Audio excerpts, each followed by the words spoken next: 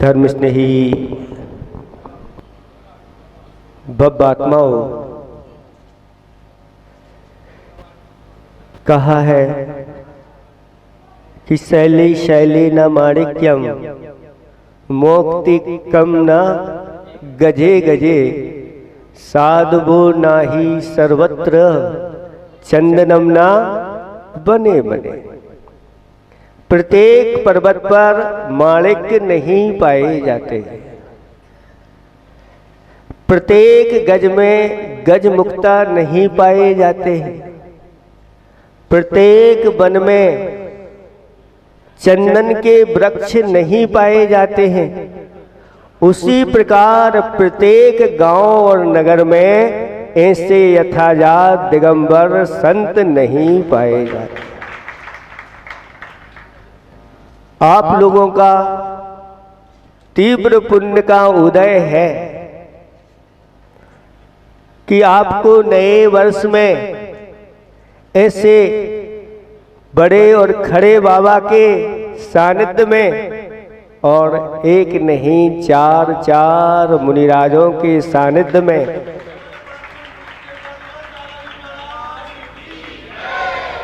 पहली बार 1008 कलशों से आप प्रभु जी का अभिषेक शांति धारा महापूजा करने जा रहे हैं।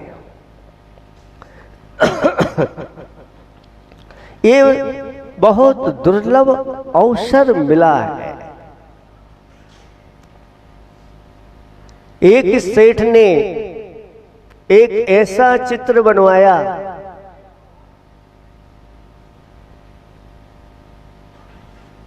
और मंदिर के बाहर बनाया। पहचान करो ये किसका चित्र है। चित्र विचित्र था। उस जो चित्र बना हुआ था उसका पूरा का पूरा सिर मुख बालों से ढका हुआ था और पैर में पंख लगे हुए थे। अब आपको पहचान करना है कि ये किसका चित्र है। इधर उधर नहीं देखें। बताओ, आप लोगों से पूछते हैं ये चित्र किसका है। आप लोगों ने देखा हो कहीं ऐसा चित्र जिसका चेहरा बालों से ढका है और पैरों में पंख लगे हुए हैं? देखा है? किसका चित्र है? वह अवसर का चित्र है। किसका चित्र? अवसर, मौका जिसे बोलते हैं तुम। अवसर जो है वह दबे पांव आता है और जब जाता है तो पंख लगा करके उड़ जाता है। अवसर को जो पहचान कर लेते हैं वही बुद्धिमान और विवेकी प्राणी कहे गए। और जो अवसर को पहचान नहीं पाता, अवसर उनके हाथ से चला जाता है। हम तो रह ही गए, चूक गए। ये मनुष्य जीवन भी एक हमारे लिए स्वर्ण और अवसर के रूप में मिला हुआ है। अगर इस मनुष्य भाव का हमने सही सदुपयोग नहीं किया तो बाद में और फिर पुनः मिलना बहुत दुर्लभ है। दुर्लभ है निगोद से थावर अरु त्रस गति पानी नर काया को सुरपति तर से सुदुर्लभ। निगोद से निकल करके एक इंद्रिय आदि पर्यायों को प्राप्त करना, त्रस पर्याय प्राप्त करना, ये बहुत दुर्लभ है। और उसमें भी मनुष्य पर्याय प्राप्त करना और दुर्लभ है। नरकाया को सुरपति तर से, इस मनुष्य पर्याय के लिए देवों का इंद्र तरसता है कि कब मुझे ये मनुष्य पर्याय मिले। और इस मनुष्य पर्याय में मैं ऐसे यथाजात दिगंबर मुनिराज के हाथों में आहार दूं। इंद्र आहार नहीं दे सकता, देवगण आहार नहीं दे सकते, इतने पुण्यात्मा होते हुए भी, इतना वैभव होते हुए भी आहार नहीं दे सकते। क्यों? क्योंकि उनमें व्रत नियम लेने की कोई बात नहीं होती। लेकिन मनुष्य के पास व्रत नियम आदि संयम लेने की क्षमता होती है, इसलिए वह आहार देने के बाद, इसलिए इस पर्याय को इंद्र भी तरसते हैं, ऐसा कहा गया है। ये बड़ी दुर्लभता से। आचार्य भगवंत कहते हैं, आचार्य जी ने बहुत अच्छा दोहा लिखा है कि पतन हुआ बहुबार है, पतन हुआ बहुबार है, होकर के उत्थान वही सही उत्थान है, ना हो पतन सम्मान। कई बार हमारा उत्थान हुआ है। उत्थान का अर्थ कई बार हम स्वर्ग में गए, वहां से मनुष्य आए, राजा महाराजा अनेक प्रकार कई बार बने, लेकिन बनने के बाद विषय भोगों में अपने आप को लगा दिया और पतन हो गया। आपने सुना होगा दो चक्रवर्ती, शुभोम चक्रवर्ती और ब्रह्मदत्त चक्रवर्ती। पहले उन्होंने तपस्या की, निदान के माध्यम से स्वर्ग को प्राप्त हुए और स्वर्ग से आकर के 6 खंड के अधिपति हुए, और 6 खंड के अधिपति होकर के विषय भोगों में पूरा जीवन लगा दिया। मर करके सप्तम नरक में गए। कहां गए? सप्तम नरक में। तो अब यहां चक्रवर्ती बन करके और कहां गए? नीचे। हुआ पतन बहुबार है, होकर के उत्थान वही सही उत्थान है, ना हो पतन सम्मान। अब इस मनुष्य जीवन को पाकर के हमें पतन की ओर नहीं जाना, ऐसा सम्मान हो कि उत्कृष्ट उत्कृष्ट पदों को प्राप्त करके और सीधे फिर जाकर के मोक्ष में पहुंच जाए, ऐसी महिमा बताई गई है। दान और पूजा ये 2 श्रावक के मुख्य धर्म हैं। 6 आवश्यक हैं, आवश्यक वो कहलाते हैं अवश्य करणीयम, सारे काम छोड़ करके पहले वो करना चाहिए। ऐसा आप लोगों की कहावत है कि घर वाले कहते हैं कि भैया सारे काम छोड़ करके पहले भोजन कर लो, है ना। अगर भोजन हो गया तो फिर सब काम अच्छे से होते चले जाएंगे। लेकिन नीतिकार कहते हैं कि अगर राजा की आज्ञा है तो 1000 काम छोड़ करके राजा की आज्ञा का पालन, 100 काम छोड़ करके भोजन करो पहले, और 1000 कार्य छोड़ करके राजा की यानी बड़ों की, महाराज की अगर आज्ञा है तो उसका पालन करो। और लाख करोड़ नहीं, सारे काम छोड़ करके सबसे पहले भगवान की अभिषेक और पूजन करो। क्योंकि अभिषेक पूजन आपने कर ली और राजा के पास गए, महाराज के पास गए, महाराज ने कहा इतने लेट क्यों हो गए?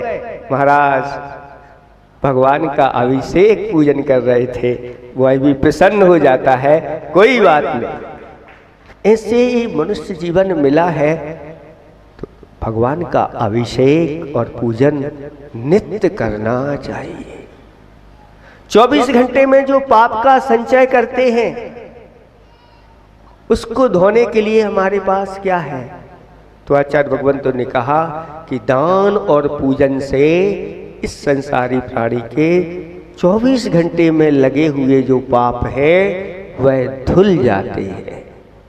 जैसे स्नान आप प्रतिदिन जरूरी है, भोजन आपके लिए प्रतिदिन जरूरी है, उसी प्रकार से भगवान के अभिषेक और पूजन भी प्रतिदिन जरूरी है। जीवन भर का कमाया हुआ धन एक पलड़े पर रख देना और जिनेंद्र भगवान के एक दिन अभिषेक पूजन की जो पुण्य की कमाई है एक पल्ले पर रख देना, वह एक दिन की कमाई उससे भारी बैठ जाएगी, ये पलड़ा भारी हो जाएगा। अगर हम प्रतिदिन अभिषेक पूजन नहीं कर रहे हैं तो अपने जीवन में बहुत बड़ा घाटा कर रहे हैं। बोलो, अगर दुकान में कहीं 1-2 लाख का घाटा लग जाए तो क्या दशा होती है। लेकिन यहाँ अगर आप अभिषेक पूजन आदि नहीं कर रहे हैं तो लाखों का नहीं, करोड़ों का नहीं, अरबों खरबों का नहीं, जिसकी कोई सीमा नहीं, इतना बड़ा घाटा प्रतिदिन का हो रहा है। इसलिए आज आप लोग वर्ष के प्रथम दिन बैठे हुए हो, अपना जीवन पर ये वर्ष ही नहीं पूरा जीवन मंगलमय बने, ऐसी भावना के साथ आज आप लोग ऐसे संकल्पों से बंध के जाना। कहते हैं जो प्रतिदिन भगवान के दर्शन, पूजन, अभिषेक आदि जो इन क्रियाओं को करता है उसका वह दिन ही मांगलिक नहीं होता, उसका पूरा जीवन मांगलिक हो जाता है। जो जिनेंद्र भगवान की पूजन अभिषेक करने वाले होते हैं उनके सारे ग्रह अपने आप शांत होते हैं और इस प्रकार की जो वस्तुएं चढ़ाई जाती हैं, जल, चंदन, अक्षत आदि, ये सब जो पदार्थ होते हैं ये बाहरी ग्रह नहीं, जो भीतर बैठे हुए जो पाप है, पाप ग्रह हैं, जिनके माध्यम से हमें अनेक प्रकार के कष्ट मिलते हैं, वह सब उन पूजन के माध्यम से शांत हो जाते हैं। इसलिए शास्त्रों में लिखा है कि जो गुरुओं की सेवा किए बिना और भगवान की पूजा किए बिना भोजन करता है वह भोजन नहीं, पाप का भक्षण करता है और ऐसा जीव वह अधोगति का पात्र हो जाता है। इसलिए ऐसे इन अवसरों को मत छोड़ो और इनको प्रतिदिन अच्छी तरह अपने जीवन में लाओ। अब रही बात अभिषेक की, तो शास्त्रों में लिखा है कि जब भगवान का जन्म होता है और जन्म के समय जन्मोत्सव मनाने के लिए वह सुमेरु पर्वत पर ले जाता है और उन बालक को पांडुक शिला के ऊपर विराजमान करता है। वो विराजमान करके उसमें जो कलश होते हैं अभिषेक वाले, उन कलशों में क्षीर सागर का जल भरते हैं। कहाँ का भर? ऐसा वह सागर है जिसमें तरस जीव नहीं पाए जाते, दुग्ध के समान वह जल होता है और उस जल को कलशों में भरते हैं। कितने बड़े कलश होते हैं? 1 योजन का तो उनका मुख होता है, 12 किलोमीटर का मुख लगभग, और 8 योजन गहराई वाले, यानी 12×96 किलोमीटर का तो गहराई और 4 योजन 20 योजन चौड़ाई वाले। कितने हो गए? 48 किलोमीटर का तो उनका विस्तार हो गया, चौड़ाई हो गई। अब देख लो कितना बड़ा कलश है। ये कलश किसका होता है? और कलश सोने का होता है, स्वर्णमय कलश, और उसमें रत्न जड़े होते हैं।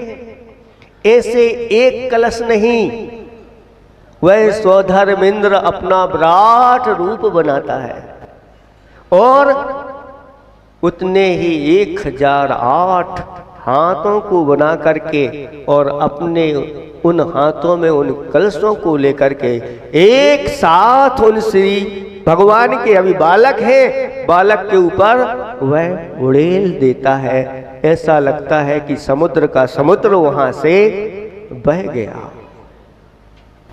ऐसी उनकी महिमा देख करके देवगण आश्चर्यचकित हो जाते हैं।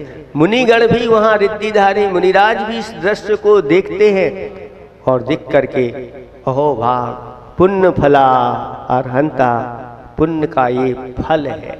ऐसे ही आचार्य भगवंतों ने अभिषेक की विधि बताई। 4 प्रकार का अभिषेक, ये जन्माभिषेक है, फिर इसके बाद राज्याभिषेक होता है, एक दीक्षाभिषेक होता है और चौथा प्रथमा अभिषेक होता है। जिन अभिषेक होता है, इन जिन अभिषेक को भी ऐसे कहा गया है कि बड़े बड़े ऐसे महोत्सव करके और जिनेंद्र भगवान का 6 वहाँ बालक का अभिषेक बड़े धूमधाम के साथ स्वर्ण कलशों से हुआ था, पांडुक शिला आदि पर विराजमान होकर के। ऐसे ही जिन प्रतिमा का महामहोत्सव 1008 कलशों के माध्यम से करना चाहिए। ज्यादा बोली नहीं करवाएंगे। वही पहला व्यक्ति स्वर्ण कलश से भगवान का अभिषेक करेगा और वही अपने परिवार के साथ 108 कलश भगवान के ऊपर छोड़ेगा। ऐसे करते हुए प्रारंभ के 4 इंद्र तैयार होंगे, 108 वाले। फिर इसके बाद और भी अगर 108 के लिए तैयार होंगे तो वो भी, नहीं तो फिर 54 वाले, 57 वाले, 27 वाले, और फिर उनकी जिनकी 11, किसी के 5, और नहीं तो एक एक कलश से बाकी के बचे हुए। लेकिन आज अनुष्ठान होगा 108, एक एक करके ऐसे 1008 कलशों से भगवान का अभिषेक होगा। बोलो आप लोग चाहते हैं कि नहीं? हो जाएगा कि नहीं? अब चिंता नहीं करना। 1008 एक व्यक्ति भी 108 के बराबर हो जाएगा। और कई जगह तो नहीं मिले तो भैया एक व्यक्ति ने कहा 500 हाँ हमारी तरफ से और 500 सबकी तरफ से होने दो। ऐसे लोग भी हैं। इस प्रकार की भावना के साथ आप लोग पूरा मन बना करके बैठो और ये आगे की आप व्यवस्था करो। वही जो आपकी राशि कलश तो करेंगे ही, लेकिन जो राशि आएगी यहाँ पर आदिनाथ भगवान के परिकर में जितना भी जो कुछ खर्च होना है वो सब उसी में लगेगा। इतना ही हम पर्याप्त समझते हैं आप लोगों के लिए। अहिंसा परमो धर्म की